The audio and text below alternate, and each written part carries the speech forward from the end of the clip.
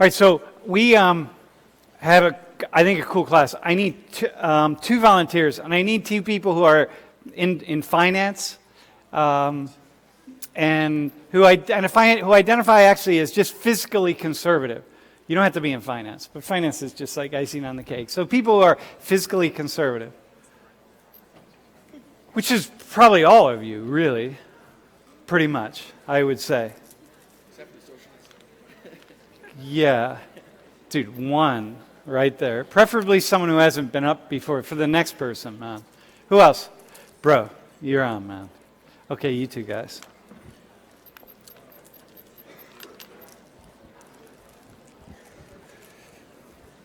Hey, by the way, I think we have a really good class today. I'm feeling good about it. Thank you.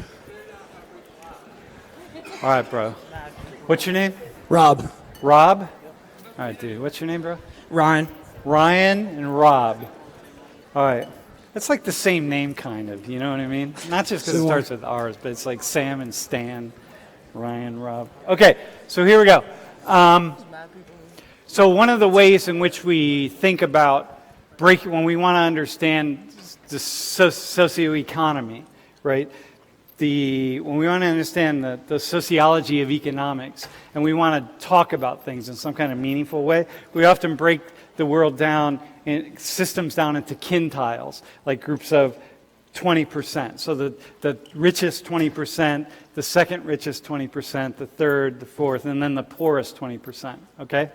So what I want you to do right now is think about what an ideal world would be for you to live in. An ideal economy for the United States. You're both Americans, right? Yeah. U.S. citizens? Okay. So assuming not some like utopia out there in the world, but here in the United States, what would be the ideal way in which you would structure the economy? You think it would be most fair and best structured, okay? Like, in other words, and I'm going to show you some things. In other words, how much money would the richest quintile have, the second wealthiest, the middle quintile, the middle 20%, right? So I'm assuming it's not going to be 20, 20, 20, 20, 20, because that would just be, well, first off, that's just not even possible. But nonetheless, I'm assuming it's not that. So then you got to be like, well, wealthy people, for whatever reason, have a little more money and so on, but how much more money versus poor people? The poorest 20%, how much money would they have? And you all do the same thing. So think about what would be the ideal world, like a system, a society, and if you're not a U.S. citizen, then think about your own country. Like, how would you like it to be? What do you think would be best? Not just fairest, but actually the best. So, for example, that crime is, a lot of times crime is committed by the poorest sector of people, and the more poor they are, the more likely some people are to commit some kinds of crimes. So you're going to be like, well, you got to have something, you know what I mean? Okay, you got it? So what's the ideal? All right, gentlemen, you ready? I'm going to give you 4 options here. Distribution of wealth. So this is not income, this is wealth. And wealth is all of your assets minus your debts. And assets would be your income at any one point in time. So at this very moment, it would be the paycheck that I just got that is in the bank, right? But the paycheck next month is not my assets because I haven't received it yet, right? So all of our assets minus our debt is wealth, including, we also usually talk about sort of hard resources, bigger resources like automobiles. All right, man. So here's option A. So we're starting at the top. The top, this is the bottom, the poorest 20%, going up to the richest 20%. So would this be a nice distribution of wealth, meaning that the bottom 20% controlled about 17% of all the wealth of a society, and the richest 20% controlled what looks like about 23% of all of the wealth of this society. Okay, you got it? Does it make sense, what we're asking? Everyone got it? In the home audience, we're good? Right? Okay, next one. How about this one? So the bottom, the poorest 20%, less. And then look, it just goes, so the rich are getting more. We're closely approximating 30%. See, there's where we were there. And this is, by the way, what we're looking at is the ideal. Okay? So here's C. Look at the bottom 20% has now dropped below 10%, so they're at about 7.5%, it looks like. And the wealthiest 20% of Americans, not only are they the wealthiest, but they're the wealthiest because they control close to 40%. Or option D, which would be this one. So we're going to go A, B, C, D. In a society in which you are living in, what's the ideal? Ryan, we'll start with you. All right, well, my opinion, just from like what I've learned and stuff, I think C would be the ideal, honestly. Like D is way too much. The bottom 20% like has absolutely nothing. Top 20% has everything. It's probably the most realistic one though. But and then like B and A are like way too evenly distributed. That's like when you're getting towards like communism, socialism stuff, which is just not a system that works. We've tried it multiple times and it doesn't work. So yeah. It's like C's more capitalistic, but the bottom 20% are still getting portions. So, Okay, yeah. bro. Well, in an ideal world where, Your ideal world, the one you want to live in. sure, irrespective of an economic system, just how I would want people to have resources. If I were to allocate resources purely on like what I would want everyone to have, it would be A. But, given the system we live in, A is completely like just impossible. But Okay. I would, in an ideal world, I'd want A. I would want the bottom 20% to have close Okay. to 20% of the wealth. And then, but it's the case, but you can't really do A. So does that mean you think you'd sort of go to B? Well, I think B is equally impractical, given our economic system. So it's But, not practical, but it's ideal. It is, right. absolutely. And what do you mean by ideal? Like, what would make that ideal? I would want people to have the resources that they need to live a comfortable life, if that was possible and fair.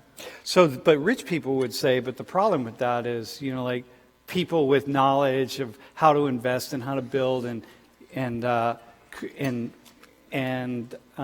innovate would say, but we need more resources because we're doing all of that stuff.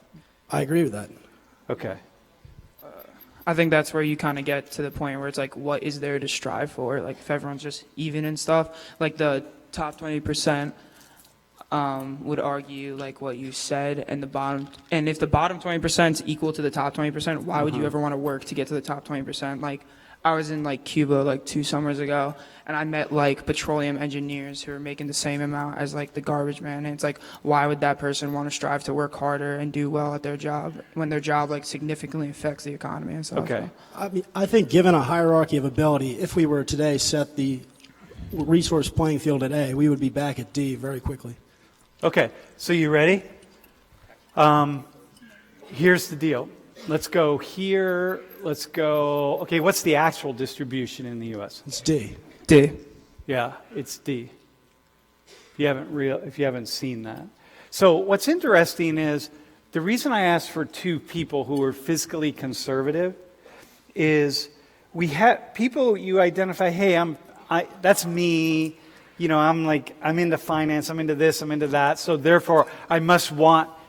Anybody would look at the 2 of you and say, oh, you must want D. You must think that this is the way to go. Look, where the vast majority of the wealth is in the hands of a relatively small number of people. And so therefore, you're not thinking about this, you're not thoughtful, you're not whatever. But what you demonstrated in this just brief conversation that we had is, no, you actually are thinking about it.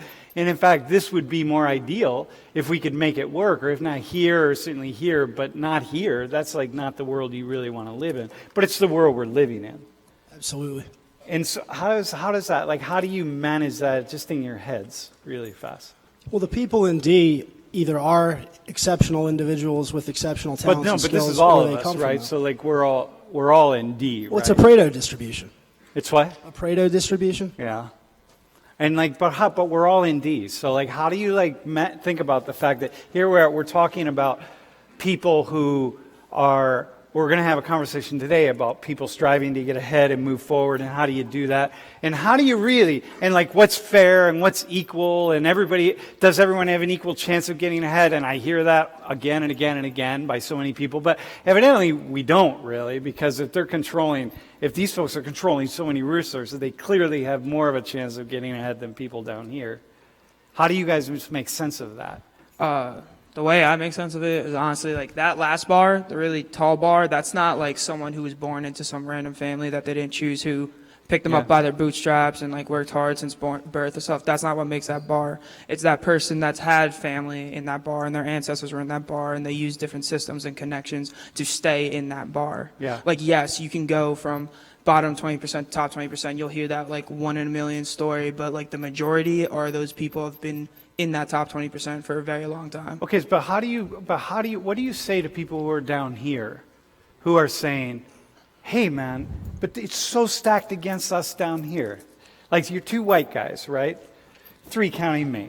Like, what do we say to people who are down here who are saying, come on man, the system is so unfair, it's so stacked against us, there's just not a chance that we can compete equally. We can compete, but it's not equally. Like, what do you say to them?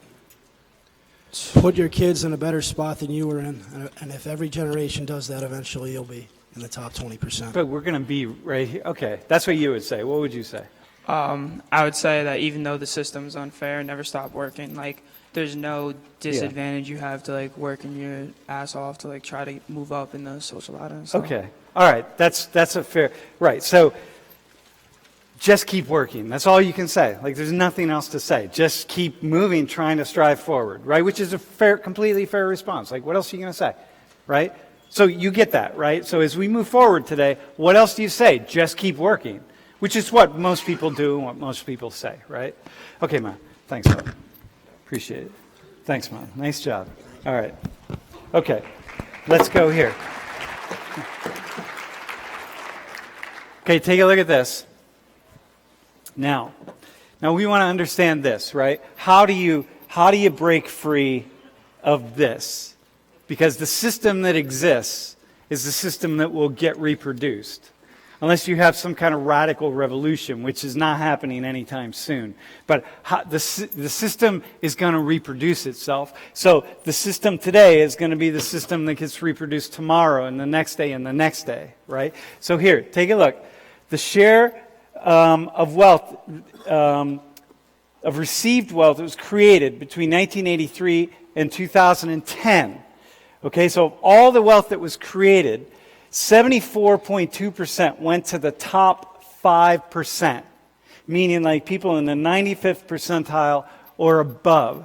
So the richest 5% of Americans received almost 75% of the wealth, all the wealth. So the economy really grew, it really expanded, it really took off.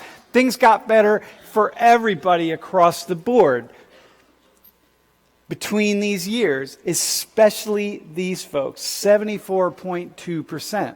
They got the vast majority of the new wealth that was created. Look, they lost wealth, they lost wealth, they lost wealth. The bottom 60% actually lost wealth. But these folks gained, and these people really gained. Okay? Does that make sense? You got it? All right, man. Next slide.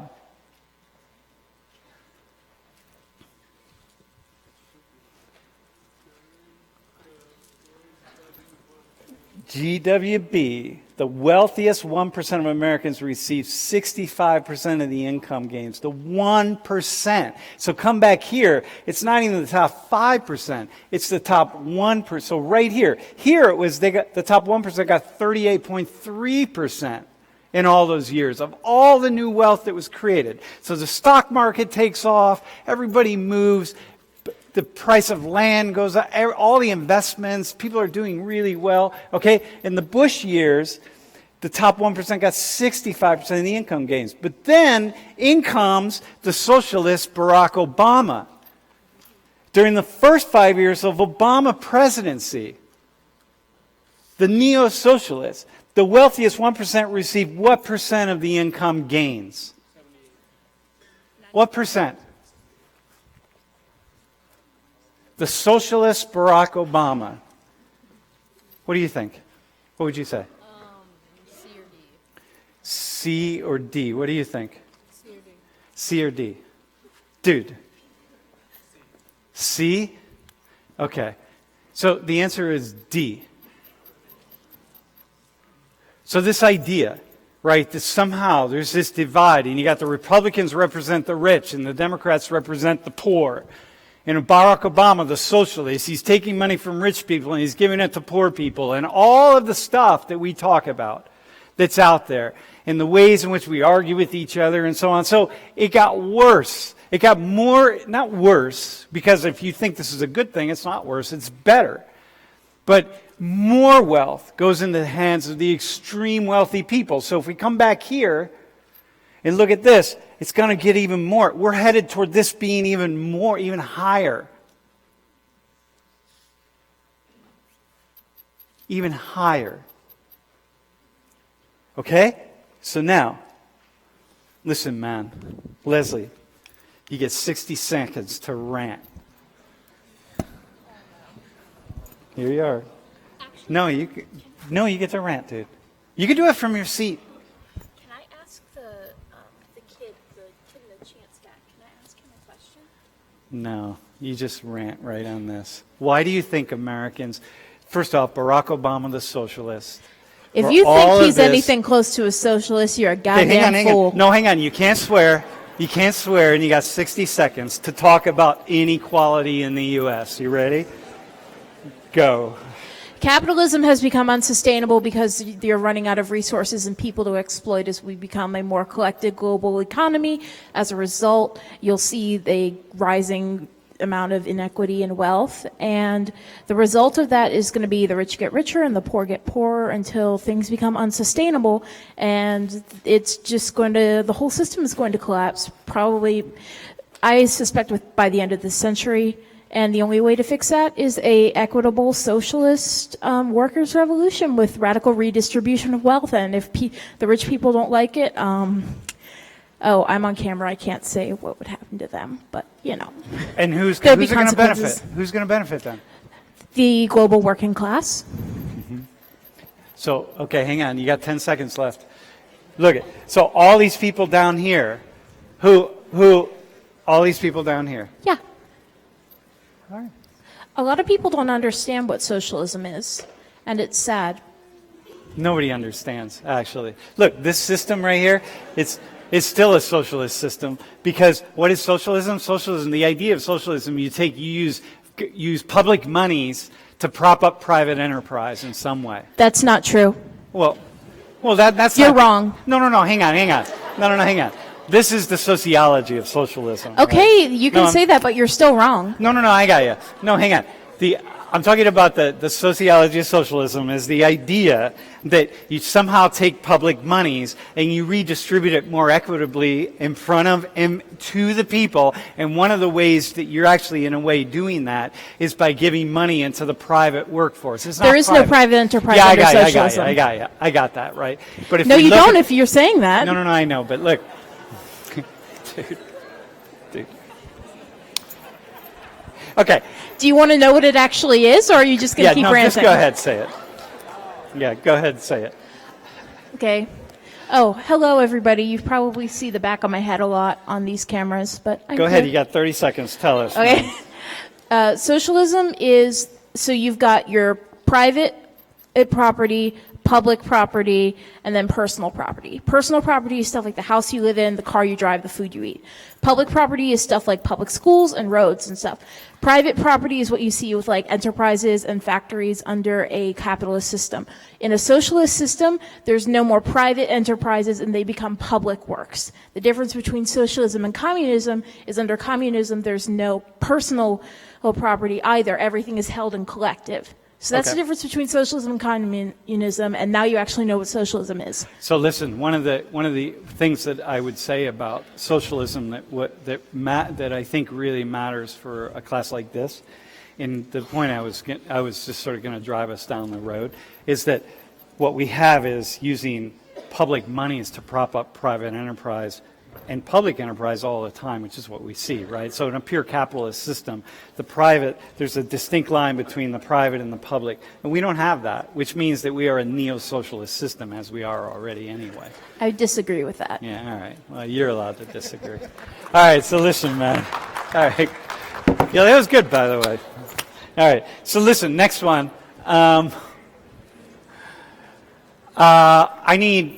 Christine, can you come back up? And who's the other dude who was up here, the wealthier guy? Brent? Was that his name? Brent? Are you here today?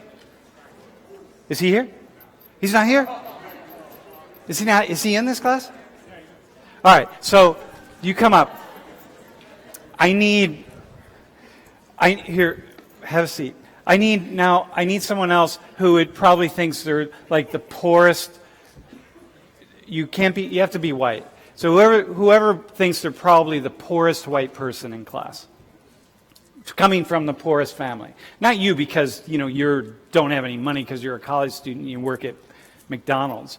But you come from what you would say is maybe the poorest white family in class. You imagine it might be you.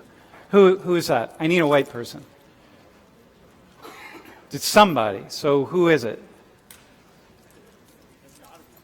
Okay, the second poorest now. Because I know there are a lot of people out there who later I do this all the time, and then people later raise their hand and they're like, oh yeah, that was me, but I just didn't think it was me. Like, who is the second? Meaning that, your parents not only are not paying for any of your school, they can't afford to pay for any of your school. Your parents are heavily in debt. Okay, is that you? Okay, come down. Maybe you? Wait. Come on down. Wait, you were down here before, right? Hang on. Do you think it's her? Wait, why would you say it's, hang on one second. Why would you say it's you? How much money do your parents make? Yeah. How much, hang on. And your mom? What's that? Oh, shit. Okay. How much money do your parents make?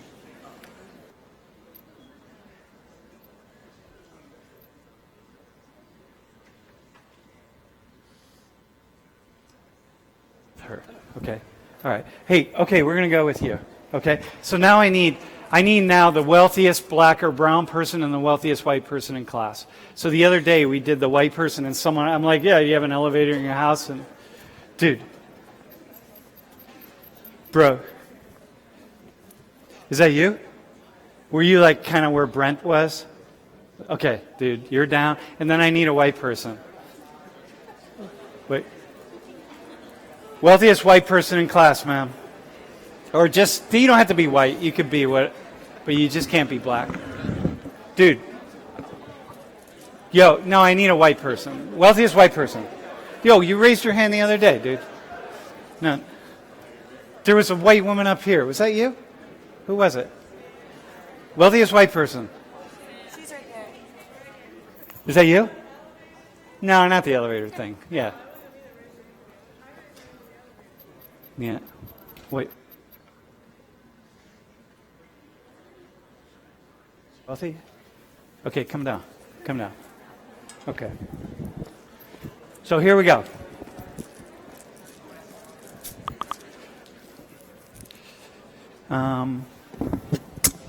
So you remember Christine. What's your name? Taylor. What, Christy? Christina. Christina. What's your name? Taylor. Kaylin? Taylor. Taylor. Dude, it's my, here, move down. You can sit up here. It's my tinnitus. Okay, and what's your name? Alexa. Alexa? That's a bro. So Alexa, Taylor, Christina. Moose. What is it? Moose. Moose? Yeah. As in like the animal moose? Yeah. Wait, that's your real name? No. What's your real name? Mishopi. Okay, Moose it is. All right. Okay, Mo. You hold on to that. Okay, so listen. What I want to do is I want to have a conversation about this issue that we talk about. It's all, you have an equal chance. And this is the thing. We're going to come back on the stairs in a hot minute, right? But right now I just want you to say, we just want to sort of separate some things out here, okay? Because The issue is we know we don't have an equal chance. Like we know that Moose here is more likely to succeed or more likely to move forward, to climb up the ladder because you're already starting up there than Christina. But as we talked about last class, but that doesn't mean Christina just stops and does nothing, right? And we know that Alexa is more likely to sort of move up and stay up than Taylor is. But that doesn't mean Taylor can't get there. But what I want to do is have a conversation about this in the world of race, because this really this matters. So we heard a little bit about you. Can you remind us what your background a little bit? Yeah, so I'm from North Carolina. I'm here on an academic scholarship. Both my parents used to be in the military, so we weren't always broke, but then we fell on, hard financial times, and I've been homeless, lived with family members. I've had to work, jobs, 2-3 jobs at a time to kind of help pay the bills around the house and whatnot and feed my siblings. So now I'm here. To actually pay the bills for your parents. Yes. So to contribute to your parents' income. You started working for pay at what age? I started working at 15. I worked at a daycare, and I've been working ever since. And how many jobs do you have up here? I was working at Olive Garden. I don't work there anymore. Okay. So right now you're not working. You don't need. Okay. So Taylor, how about you? What's your background? I'm from New York. My dad and my mom have both had a lot of medical problems. My mom died from cancer, so we have a ton of medical bills. I'm here on complete loans. I didn't pay anything, so I'm going to have to pay that all back eventually myself.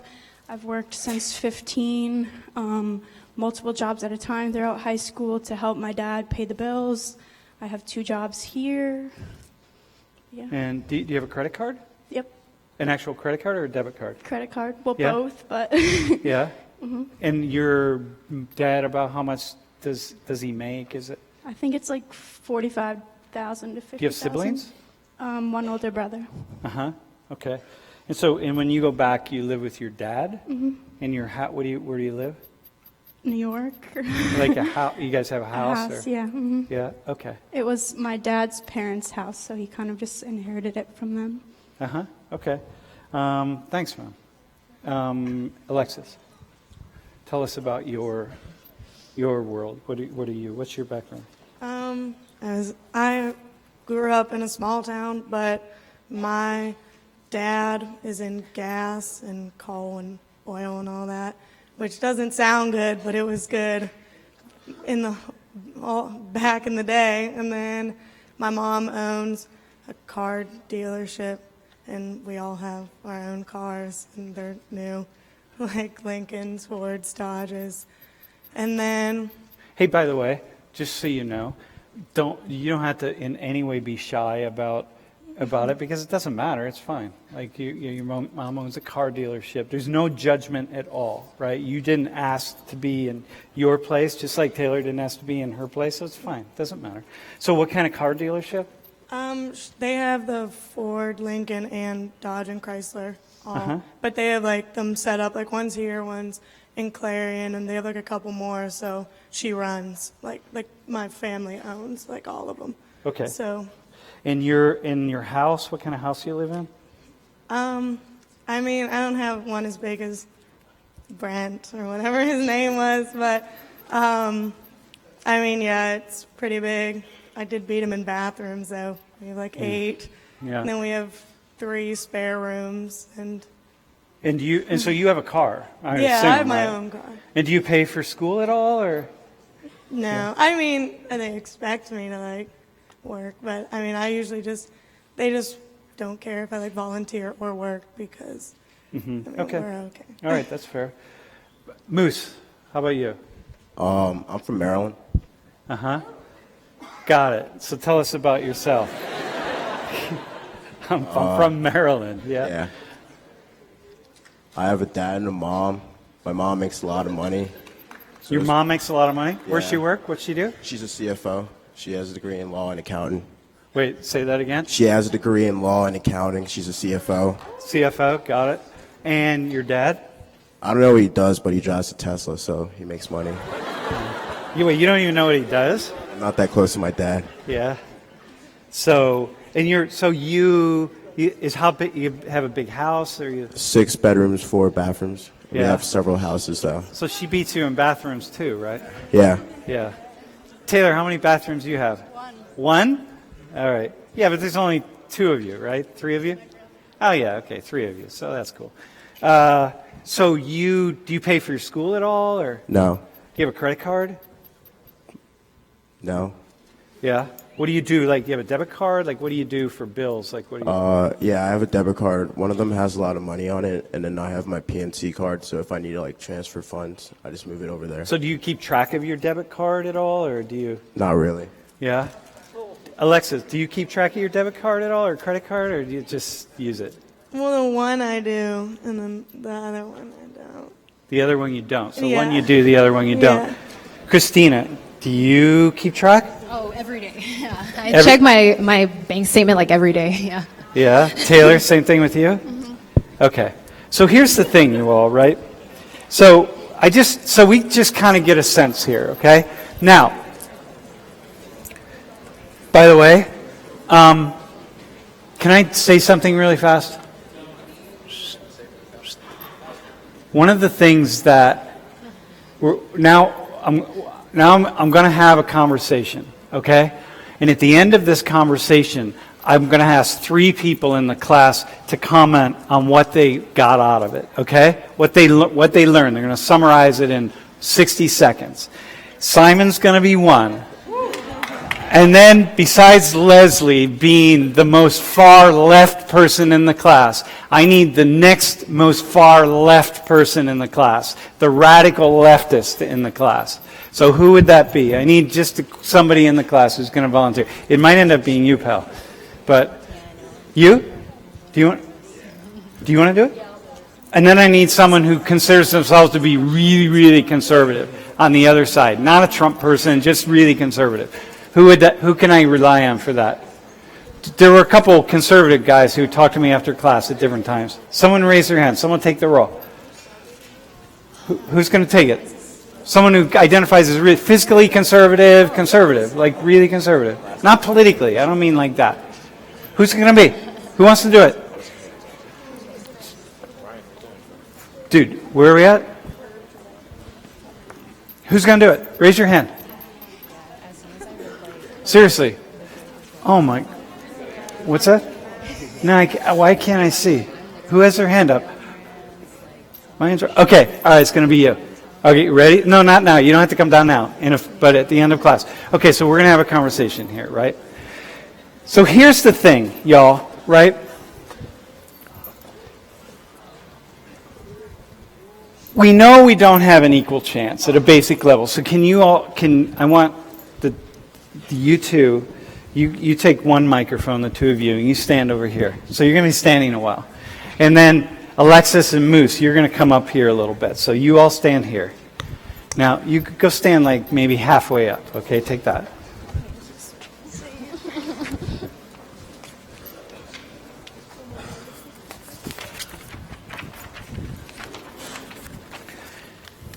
Now take a look. We talked about choice and chance, okay? The 2 of you could just sit on the stairs for a hot second if you want till I get to, and you 2 can just stand here. We're good? Comfortable? All right, Mom. So we talked about choice and chance, and this is what we're arguing about all the time. Remember that, right? So these two, Christina and Taylor, the idea is they're down at the bottom. Okay, basically, right? You're not at the bottom, by the way. Like you're going to be up here on a step, and maybe even another step. Even just the fact that you can even take out loans is an indication that you're not at the bottom, right? Okay, but nonetheless, the thing is, how are you going to get up there? And this is what we're arguing about all the time. Like, how do we go from here to there? And then what are the 2 of them supposed to do? What should they do? Because, everybody wants to be them, right? You want to be in a family where, you don't have to worry. You have a car, and if your car gets, if you crash your car, you can get another car. Do you have a car, bro?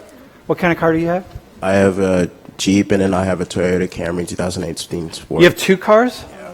Yeah. How many cars do you have? You probably have 4 or 5, right? I mean, Yeah. What kind do you have? I just keep the same one, but I like it. My brother has like 3. You can, okay, so you could just have different cards. Okay, so it would be like that, right? So what are you supposed to do? So choice and chance. Okay, so on one hand, you two need to get on this ladder of mobility, right? Which you are. You're here at Penn State. But how much is choice and how much is chance? And remember, can you put that back up? So this is what we're arguing about all the time. On one hand are the choices that people make. And on the other are the chance stuff, like where you're born. So the choices. So like Taylor and Christina, all they can do is make the best choices they can to climb the ladder. This is choice over here. On the other side, we know, well, they're starting down here. Not for reasons that have anything to do with them. Well, it could, because maybe you all did some certain things that, brought you down. Like, for example, for you, you're like, well, maybe you're right here, but the fact that you're going to school out of state means you're paying more money. So that's going to knock you down a notch, right? So you could have said, well, I'm in Penn State. I'm not going to go to Penn State. I got to go to a less expensive school, but it's Penn State. Maybe it helps you to move forward later. I don't know. It's like there are choices where you start, where you don't start. So this is what we're talking about all the time. Now check this out. So here are projected earnings. This is 2015, and probably not much has changed. So projected earnings depending on where your parents are. So parents of the poorest 10% of Americans, the men of the age of men in 2015, if your parents were the poorest 10% of Americans, here are your projected earnings. And here you are for women. And then look at the 50th percentile, meaning like right smack in the middle, where half the people are wealthier, half of the parents are wealthier and half the parents are poorer. And then the wealthiest 90 percentile. So look, it goes up. So you know that, right? It's very basic. It's very simple, right? We know that Alexis and Moose are going to, according to this, on average, it doesn't mean it's for certain, right? Because Alexis could just be a complete knucklehead and just do nothing and then fall down the ladder. And, Taylor might just be this, or Christina, either one of them or both of them might be these really like amazing geniuses and financially astute and just working really, really hard. And the two of you, Moose and Alexis, you kind of grew up with stuff and you didn't really know how to work. You didn't learn how to work. You didn't learn how to manage money. And you slide down and then they move up. But on average, I'm going to bet my money that your earnings when you graduate, like 10 years from now, the two of you, your earnings are going to be higher than the two of you. Okay, I'm going to bet money on that because we're doing averages in the world of sociology. And listen, understand something here, y'all, right? We're always talking about averages. This is sociology. We're talking systems. We're talking large organizational groupings of people. It doesn't matter the individual distinctions of Taylor or the individual characteristics of Christina aren't what we're talking about right now. We're talking about larger systems, okay? So, we're good on that? So it doesn't matter. They can make great choices, they can do all sorts of things, but on average, even with all of that in mind, they're still going to probably make less than Alexis and Moose. Are we good on that? Are we cool? You got it? So it doesn't mean they're going to, it just means they probably will. Okay, so here, take a look at this. Now here's where we want to go. This is median family wealth. This includes durable goods. So this is, stuff like cars and mobile homes and, whatever, the bigger things, right? Median family wealth. And this is what folks are arguing about a lot. So you take wealth. This is all of the assets that your family has. All families. These are nuclear families. Okay, so not extended family, not whatever. These are all the assets that families have. This is median. So that means half the families are above, half the families are below. It's not average. If it was average, if it was mean, it would be higher than that. So half above, half below. And then look at this. Look at the difference between white people and look at Asians. And again, Asians is high because it's family wealth. So, got it? It tends to be higher because it's families. I talked about that last time. But then look at Hispanics and look at blacks. So man. So you got two things going on here, right, that I want to point out. A, when you look at information like this, so here's, okay, stand up real fast. When you look at information like this, I know that in teaching this class for so long, and I know especially talking to white people, black people, brown people, etc., there is this sense that people look at this and they can't help but look at somebody like Moose and see someone who's poor. You can't help it. Because that just is what happens. And then people who are black and people who are brown start talking about these kinds of issues. And even somebody like a Moose who's talking about these kinds of issues may actually let it slip that he's actually part of this black, he's down here. When in fact Moose is actually up here. Not all white people are here, remember, right? So I'm gonna just talk a little bit in circles here because it's the only way I can make my points in ways that I know that lots of you are going to hear different things. So look. Not all white people are up here, and this is especially important for black and brown people, right? When you start talking about, here, have a seat again for a second, right? When you start talking about white privilege, and white power, and white people have all the advantages, remember, you're also talking about Taylor here. So when you start talking about white privilege, and you think like, hey, you're talking, remember, you think you're talking about Alexis here. Well, yeah, who Alexis clearly has some privilege. But of course, we don't know what Alexis goes through in life. Like, your parents might be maniacs. You know what I mean? They might be like complete effing maniacs. And like in a million years, you would never trade, like Taylor could learn about Alexis's parents, who I'm sure are quite lovely, but they might be maniacs. And Taylor, in a million years, would get to know Alexis's situation, and never trade with Alexis. Be like, no way, man. I'm going to stay in my one-bathroom home with my dad and my brother. I would never want to be in your shoes. So just because you have money doesn't mean privilege in all aspects of the ways in which we talk about privilege, okay? As many of you know who have parents who are maniacs. And you're like, yeah, I'd rather be poor and not have my parents than have to deal with those two or one or whatever it is nutcases, but that's the issue, right? So what happens is when we only look at this, we start imagining that, oh, it's everybody's like Christina, we forget the Taylors, and then we take somebody like a Moose and we put Moose into this. And suddenly, like, Moose is more oppressed than Taylor. And I'm like, what, seriously? And then sometimes I even hear people like a Moose. Moose, bro. Is that, people just call you Moose? Yeah. All right, so I do now. All right, so it's good. Then sometimes I even hear people like Moose, who really is pretty well. Are your parents mania? Are they cool? Your parents good? My parents are kind of OD. Or what? OD. They're strict. Oh, yeah, really strict? Yeah, that's they good. take education seriously. Okay, all right, cool. What's your? Are you African, West Indian? What are you? Yeah, I'm African. Yeah, where from? Where's your Nigeria. parents? Nigeria? Okay, dude, of course. All right, so education really matters, right? Okay, but listen, man. Here's the deal. If somebody like a Moose starts talking about oppression, those of you who are black and brown, who want to look at some graph like this and you want to start talking about white privilege and so on, don't forget, maybe you're not talking about yourself. And white people, be really careful how you talk about your white privilege and your white advantage. Maybe you're thinking about somebody who's a little bit more advantaged like Alexis, and you're not even that advantaged because there are a lot of other people who are way up there. So like you're not, but whatever, but it's fine.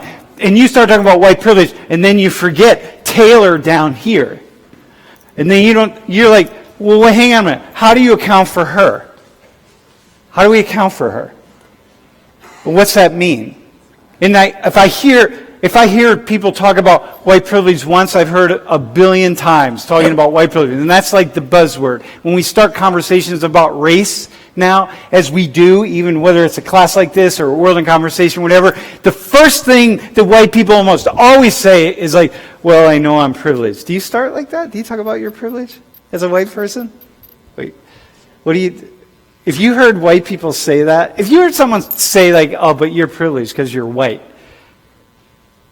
I mean, I think, yeah, a little bit because I'm white, but there's also other things that make me not privileged. Yes, such as? Like how I grew up and where I grew up. Uh-huh. Uh-huh.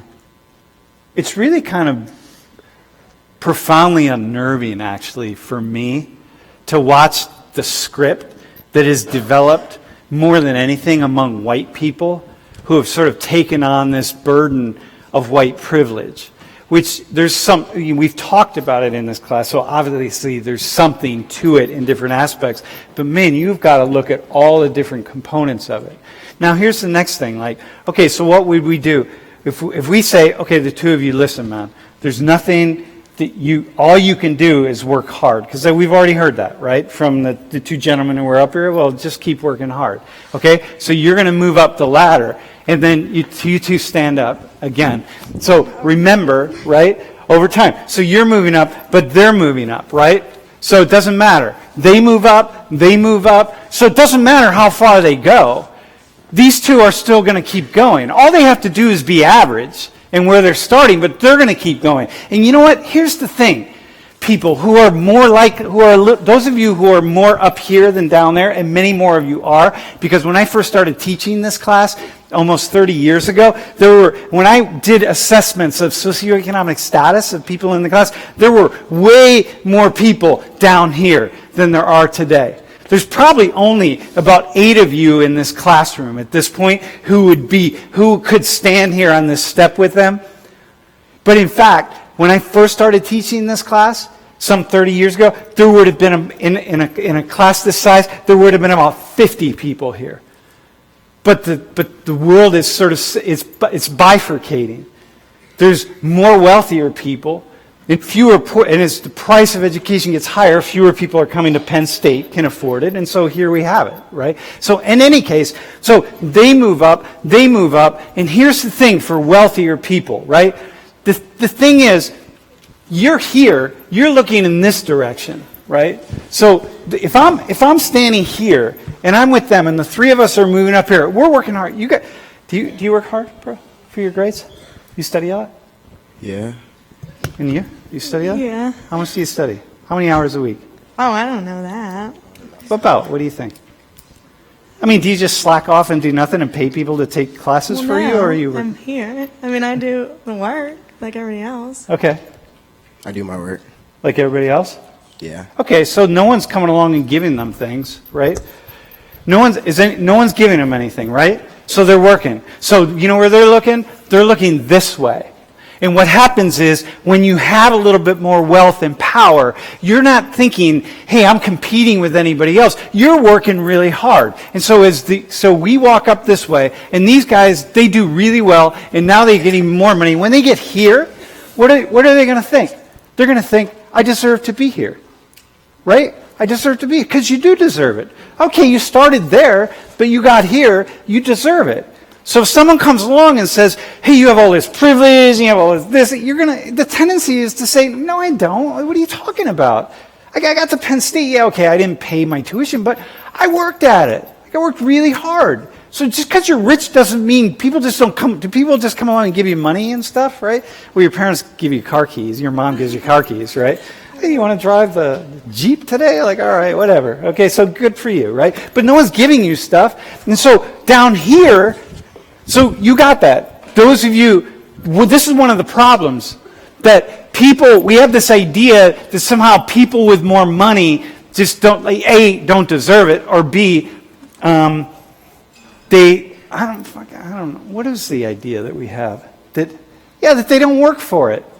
It's like, whereas down here, we look at you all, and we're like, well, all you can do is work. But the idea, the very idea that the two of them, that people down here as a group can catch up to them is completely absurd. One of them might, just like one of them might fall down.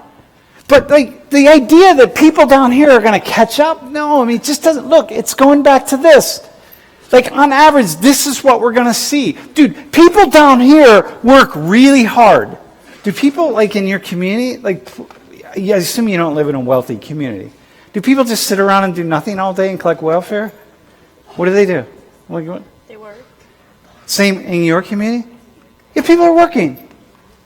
Like, come on, man. People are working and they're working really hard. And people up here are working really hard. They're not just like Alexis's mom is running, wait, how many dealerships does she have? 5. Okay, look, I teach one class and I'm working, 40 hours a week. She's running 5 dealerships, y'all, right? She's not just sitting back counting her money. She's probably working 60-hour weeks. And so she's busting it and making it happen, right? So people up here are working and they're going to keep working harder and then they're going to climb further. And people down here are doing the same thing. So now watch this, right? Oh, here's the problem. White people, you ready? There's just a disproportionate number of white people up here. It just is what it is. So Moose is here next to Alexis, okay? But proportionately speaking, because of historical reasons and so on, there's just a lot more white people at this end and a lot more black and brown people down at this end. Because people who look like Christina and of Christina's ancestry historically in this country had many less opportunities than people who look like me and Taylor. So we have more people down here. Look at these numbers here. Come on, man. Look at that. It's not going to change. Tell me what's going to happen.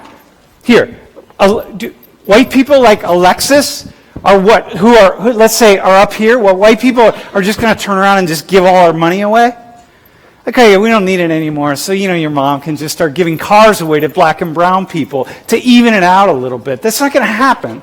So, where do white people have this idea. Here, have a seat again, real fast. The two of you, have a seat really fast. I'm going to do something.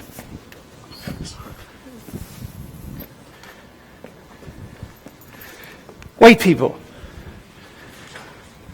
One of these ideas I have is, A, slavery's over, and it's all done, and, why can't black and brown people in particular, just get over it and deal, hang on one second.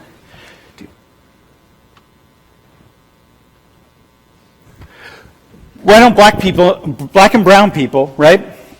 Let's just get over it and move on with life, right? But the issue is when you go here, look, this is like time. Imagine this is time. Or here, let's do this one. Here we go. So we're starting 1965. So remember, this is household income. And look at how black income goes up, Hispanic income goes up, same Native American would be down here. But look at white income keeps going up. That represents the stairs. Everybody just keeps going. So my message to white people is, look, when we look at these numbers, white people who over the past 2 centuries plus have controlled many more resources than black and brown people. It's like white people aren't just giving that up. And so white people keep climbing. Every time as black and brown people climb, white people are climbing too. As you invest money, you buy some stocks and do this and maybe buy a house. Well, Alexis and Moose are doing the same thing. They're just buying bigger houses, so their house maybe will appreciate a little more, but whatever the case is. And so this is what we're struggling with all the time in the world of race relations. And so one of the big things is, for the message for white people is, look, there is a disproportionate amount of wealth and power that's concentrated among white people. It doesn't mean that, say okay, stand back up. So side by side, Christina and Taylor are equal, side by side. So, why should we give Taylor something, or Christina something that we don't give Taylor? This is the problem here. We shouldn't give Moose any financial aid, or Moose shouldn't get a scholarship. But here, we have these two. So it's but Taylor, Christina. But the problem is, what we do is, we imagine all white people and Taylor right here. You see that? You see the problem on that? You get it? And so, okay. And you, for example, so the other day, everyone, when you said that you got a scholarship and you worked hard and people clapped for you, and I'm so look, Christina's, it's amazing, right? But she got the scholarship. The next person who also equally deserved this, the other black person who equally deserved it, didn't get one because Penn State only has so many scholarships. How many do we have? So it's like she wouldn't be here without the scholarship. Am I right? So you could, hang on, would you be here? No. Okay. So she could spin her wheels, and how hard is she going to work? Just like you could pull yourself up by the bootstraps and keep pulling until the straps break off. But like without a little bit of help somewhere, you're not going to make it. And you don't have a scholarship here? I got like the academic, like the little academic one that's like $1,000 or something like That's that. it? Mm-hmm. And what do you have? It pays like halfway. Pays half? Yes. Okay. So basically it pays for you to be an in-state student then, right? Okay, and then you got a small part of that. Okay, so look, but the idea is, so we look at Christina and we're like, whoa, look at Christina. Isn't she awesome? She was homeless at one point. She's like working her rear end off. She's doing it, but she also got help from Penn State. And the next person who's equally as qualified as her and is working hard and really trying to make it, a friend of yours back home, right? Who's like now working at McDonald's and trying to save up money because they're trying to make it through community college and so on and so forth, but didn't get a scholarship. It happened to be her. So you see, right? Without something, like you still need that little bit. But we look at you as if, wow, aren't you amazing? But we don't look at the system. And the system is the system that keeps this in check and keeps it in place. And the system, my friends, is the same system that during the first 5 years of Obama, 95% of all the growth in the economy went to the top 1%. That's the system. So, well, if it didn't do that, there could be more money to help out Taylors and Christinas and so on. So listen, hang on, now I'm going to go in a completely different direction. Black people, those of you who are on the left side, more of the social justice side, et cetera, recognize that every time you talk about white privilege, you're talking about, you keep in mind, Taylor down here, where's her white privilege? Okay, there's a little bit of white privilege somewhere, right? Because if the two of you go into a local shop to get a job or something, maybe someone will discriminate against you a little bit and not you, but come on, man, where's her white, where is the white privilege that's oozing out of her? And where is the oppression that's oozing out of Moose? So stand up. This Moose is the oppressed black guy. And Taylor's the privileged white woman. So where's Moose's oppression, man? Where is it? Because how many white people in here would be like, yeah, I'd probably rather be in, how many of you would rather be in Taylor's shoes than be in Moose's shoes? Who are like, oh yeah, I'm going to come out of Penn State $100,000 in debt. I'm like, at some point you're going to be taking care of your father. There are all sorts of things that are going to happen. And how many of you want to be her and not him? And so he's the oppressed black guy. And mind you, that doesn't mean that he's going to probably have a different experience with the police and one thing after another. That's a different matter. But look, you see this, right? So for black and brown people, those of you who in particular who are on the left, be careful how you talk about these things. Because there's a big difference between Moose and Christina. You got that? Is that cool? All right, man. Wait, have a seat again real fast. I'm going to see what I'm going to do. Oh, by the way, just take a look at this real fast. You can sit down if you want real fast. I just don't know if I'm going to need. This is the fading American dream. The percent of children earning more than their parents by year of birth. Look at that. Got it? Hey, want to know why so many poor and working class white people voted for Trump? Does it take a rocket scientist to figure that out?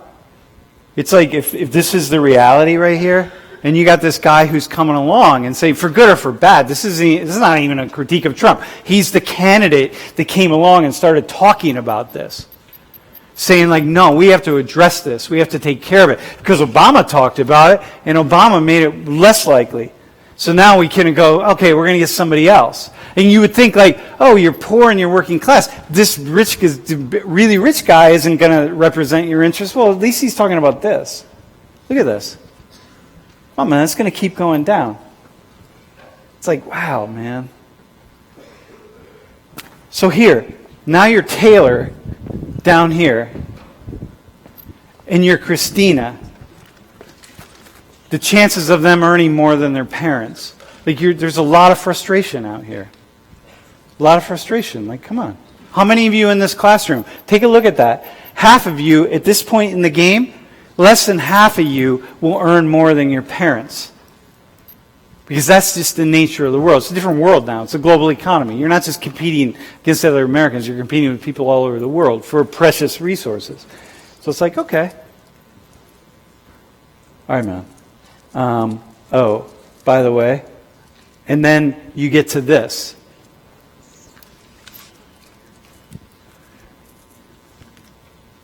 So think about all the conversations we have about white privilege, white power, white people, and white people being the cause of all the issues, and then all the Taylors of the world, and not just Taylors, because most people at this lower end are white. And we keep talking in that sort of script. And like, of course, you're not seeing it. Like, come on, man. Like Taylor, how many times do you hear about your white privilege at Penn State? I mean, white privilege. A little. Depends on the classes you're in, right? Whether you're going to hear about it. Like, okay, where's my white privilege? Where is that? Pretty intense. Okay, so hang on. Dudes, I think I might. Do you have anything more you want to say? How you doing? So here's the bottom line. Remember, when you look at, can you stand up really fast? When you look at them, thanks, man. Thanks for doing this, by the way. It can be really awkward to just stand around, but it's fun, though. It's all good. You're great sports. Well, every time we look at people like Christina and Taylor and we say, hey, it's really cool, you're working really hard and doing, you're giving them props for somehow doing what you think they should do and the only thing they really can do. Well, you're also giving props to them because they're doing the same thing. We're all doing it, right? We all want everyone to do it. It's just that if everyone's doing it, the system is just going to get reproduced, which is fine. Well, not to Leslie, because she's a socialist. Or are you a communist? Which one are you? Either one? All right. She's a communal socialist. But to the rest of us, it's like, yeah, well, that's how it should be. Do you have anything more you want to say? Are we good? Are you comfortable? Like you talked about your parents and stuff. Or is that all right? It's fine? All right, Mel. Thanks, Mel. Thanks. All right. All right, thanks. Thank you. Yeah, thank you.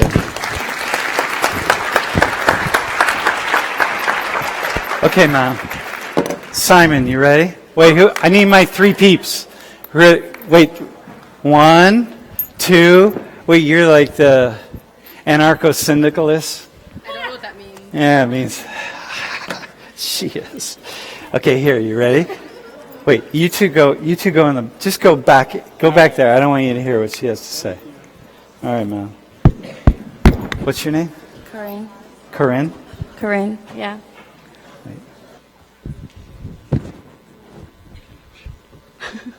So, just take like 2 minutes. You can sit up there if it's more comfortable. You're going to take about 2 minutes. What'd you learn from today? Like, what are you taking from this? Like, what like popped into your mind that somehow just jumps out or? That social mobility is like a way bigger problem than a lot of people think it is. And that like what America was built on has completely changed and like since the beginning, obviously. And that it's like portrayed in a way that we have all this social mobility and stuff, and that's what people want to think, but it's not really the realistic, like it's not really true. Well, hang on though. Okay, this is good. There still is social mobility. People children of the wealthy, there are percentages of children of the top quintile will drop down and even drop all the way down to the bottom. Not very many, right? So today, the number of people who start at the bottom, 20%, and will end up in the top 20% is about 4%, which is really fairly high, actually. But so there is mobility. It's just not... It's not as present as people think it is. Okay. All right. And it could be true for any one single individual, but the issue is for large numbers of individuals, it's a problem. Yeah. Wait. All right. Hang on. Hey, Lauren, are we good? We're good? All right, man. Okay, got it. Anything else? Is that good? All right, man. Okay, cool. Thanks. All right, let's go. All right, man. You. Just saving the best for last, pal. Thank you. Yeah. All right, what's your name again? Mason. Mason. Yeah. All right, Mason. What are you taking away today? I don't know. I think something that's important to think about is you kind of looked at like the two extremes, quote unquote, of the nation, where a lot of us will fit in the middle of those people. And so while white privilege might not be as prevalent at the bottom, it's in the middle where we all kind of sit. It's a lot more prevalent, I think. How so? Just in like daily lives, I think that things like that, I don't know, like when you go for a job, there's that aspect of if you have a name that sounds more black than a white name, you have a lot less chance of getting the job. College acceptance, like those sort of things, like having the money to be able to, you're talking about hard work and like them working hard. And while the people at the top, yeah, they still work hard and I'm not going to deny that. Say like if I needed to go to Lion Tutors, I could just text my mom and be like, hey, can you transfer me some money to go to Lion Tutors? Whereas someone like Christina or Taylor, they may have to work 3 extra shifts a week just to get there. So while that's not really white privilege, I think it's also really prevalent in both. Okay, that's fair. All right, man. And I didn't do all of the quintiles in the middle, just because it gets really awkward having so many people on the steps and so on. And yet I'm not sure so we've talked about different ways in which different groups of people are privileged, right? Like the conversation last Thursday and so on. But, okay, anything else? Well, I don't know. I think that like the message that you were sending, that white privilege for like someone like Taylor might not exist.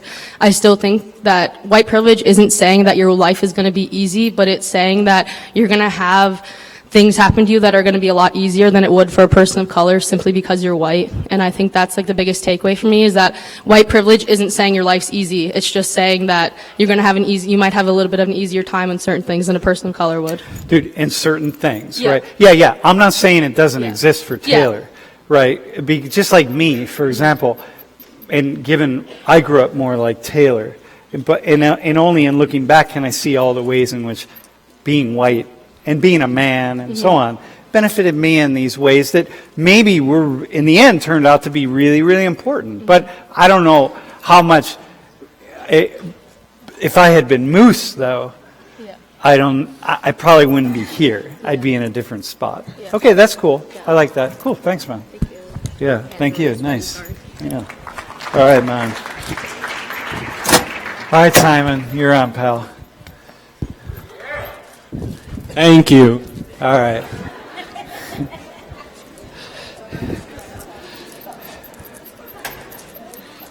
All right, bro, what's the average flight speed of a European swallow? All right, go ahead. No, here it is. You ready? You can sit if you want. You can stand, whatever you want to do. There's a lot of options. What's your takeaway from today?